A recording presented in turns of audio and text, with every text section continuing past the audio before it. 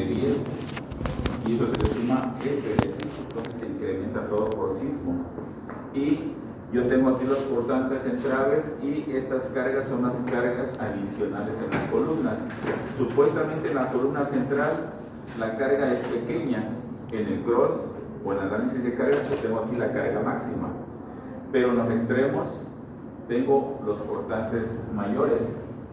Eso significa que yo cuando diseño una columna no puedo diseñar la columna central igual, o más bien debe ser casi igual a la columna extrema. En la columna central carga el doble y la columna extrema carga la mitad, pero cuando tiembla todas las cargas se van a los extremos. Entonces, a fin de cuentas, la carga por sismo se equilibra con la carga axial y eso hace que las columnas centrales sean casi iguales a las columnas extremas.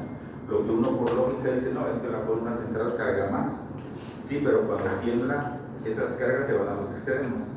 Entonces, eso hace que el edificio, si no le pusimos las columnas grandes igual que las centrales, pues es donde va a fallar el edificio también.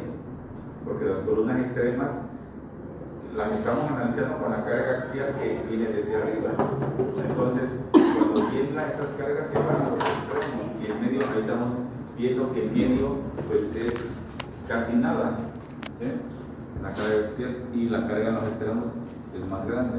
Entonces, esta se la sumo a todas las columnas cuando estoy diseñando la columna por carga axial.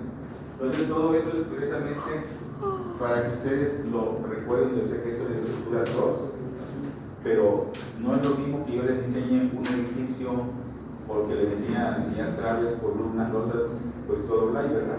Cuando realmente lo que queremos es ver la realidad de cómo el efecto de sismo nos daña las estructuras y cómo precisamente tenemos la carga de hasta arriba. Aquí precisamente ustedes se dan cuenta, la fuerza cortante se va sumando. Si yo tengo un edificio de 30 pisos, todas las cargas las va a absorber la planta baja, o sea, las 29 cargas van a estar en la planta baja. Entonces, es un cortante grande, ¿sí? Y obviamente la carga de hasta arriba la multiplicamos por toda la altura. Si el edificio es de 30 pisos, imagínense, son casi 100 metros de altura. La carga que tenga hasta arriba por 100 metros de altura es el momento que voy a tener en la planta baja. Entonces, todo eso es lo que uno tiene que imaginarse nada más, lo que sucede y por qué ustedes tienen que tener precaución cuando van a diseñar. Entonces, ustedes se acuerdan en concreto que yo diseño mi trave y según el número de niveles le voy aumentando una varilla por nivel, de tal forma que si yo tengo un edificio de 10 pisos, en el último piso nada más tengo un bastón y en la planta baja tengo 10 bastones, ¿sí? Porque la fuerza del sismo, ¿verdad?, se va a incrementar. Entonces, ese es el objetivo de que ustedes vean precisamente lo del análisis sísmico, método portal, y diseñar ya el edificio con los efectos de cargas accidentales, que en este caso lo es sismo, y sobre todo para toda la costa del Pacífico. Y claro, incluyendo toda la costa del Pacífico, pero porque tenemos los edificios más altos. O sea, todo lo que es el Pacífico, Acapulco es el que tiene más edificios altos. Claro, después se van llenando de más igual, pero a fin de cuentas, el Pacífico siempre va a estar en riesgo por el efecto de sismo. Y claro, aparte del huracán y todas las demás cosas. Entonces, eso es para que ustedes sepan que cuando van a diseñar deben tomar en cuenta, aunque no lo calculen, considerar que va a afectar, que tenemos que incrementar ese refuerzo adicional. Entonces aquí en el método del portal es precisamente equilibrar. Acuérdense que yo tengo mi marco donde hice mi análisis por cargas gravitacionales cuando el edificio está estático y por cargas por sismo, y en cargas por sismo me dan estas cargas horizontales. Las fuerzas verticales al moverse el edificio hace que se transformen en cargas horizontales y la reacción se vaya sumando. De alguna manera se dan cuenta que en la planta baja tengo la suma de las dos. Entonces, esas cargas las voy a repartir proporcionalmente en cada columna. Para eso considero que la rigidez en medio vale el doble y en el central vale la unidad. En este caso no calculo la rigidez porque no tengo todas las secciones de nada. Entonces, estoy considerando nada más que la carga del medio es el doble con los extremos. Y aquí precisamente las rigideces Digo, aquí las cargas las voy a repartir dependiendo si es columna extrema o si es columna central. En este caso va a ser la carga del entrepiso por la rigidez entre 4, que es la suma de las rigideces, y me da la carga en cada columna. ¿Sí? Obviamente en la columna central tiene el doble. Y en la planta baja lo mismo, hago la suma de las rigideces y lo multiplico por su cortante de entrepiso y me da las cargas en el entrepiso. Digo, en este caso en la planta baja, y van a estar ubicadas a la mitad de la altura. Entonces aquí fuerza por distancia me va a dar los momentos que tengo en el entrepiso por columnas. Aquí acuérdense ustedes que aprendieron que el momento quiere sentido positivo cuando es en contrario a la manecilla del reloj, y cuando es la dirección de la manecilla del reloj es negativo. ¿Sí? Eso es en un plano. Cuando es tridimensional, pues aplicamos la regla de la mano derecha. Si se lo enseñaron, ¿verdad? La regla de la mano derecha, ¿no? Digo, los que son solo con mano derecha. ¿Sí? Bien, entonces aquí es para saber en columnas como positivos, todos están girando en sentido positivo. Y los momentos centrales van a girar en sentido negativo. Entonces aquí yo tengo precisamente mis cortantes, digo mis momentos, y esos momentos los voy a equilibrar precisamente tomando en cuenta el momento que está en la columna. Entonces yo tengo aquí en mi columna 4.119, para que esté en equilibrio, pues la de la trave va a ser la misma, pero con sentido contrario. Del otro lado vale lo mismo, 4.119, y en la columna, en la trave va a ser la misma, pero con sentido contrario.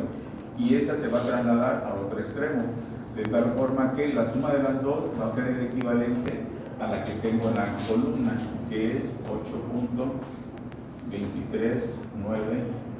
8.239. Entonces, esas serían precisamente los momentos ya equilibrados. Este más este va a ser igual a este. Y en el entrepiso se suman los de arriba con el de abajo. Ese que vale 4.119 se va a sumar con el de abajo, que vale 9.299. 4.119 y 9.299. ¿Sí?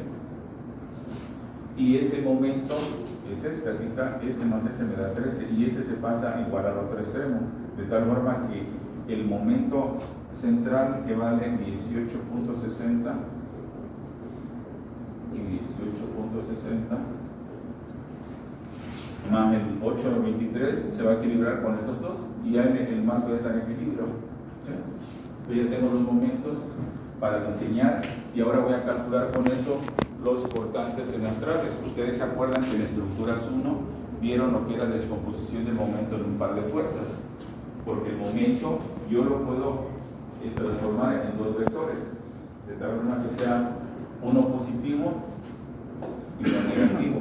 Este es el momento, entonces el momento entre su distancia me da el cortante, y con eso voy a calcular los cortantes dividiendo la suma de los momentos entre su claro. Aquí vale 6 metros, la suma de los momentos entre su claro, y tengo la fuerza cortante en cada columna. Pongo una positivo, una negativo, positivo, negativo. En la planta baja lo mismo, la suma de los dos momentos entre su claro, y me da los cortantes positivo, negativo, positivo, negativo. Después subo toda la columna y me da la carga axial en cada columna. En este caso aquí es positivo, y acá, lo dibujé mal, es negativo.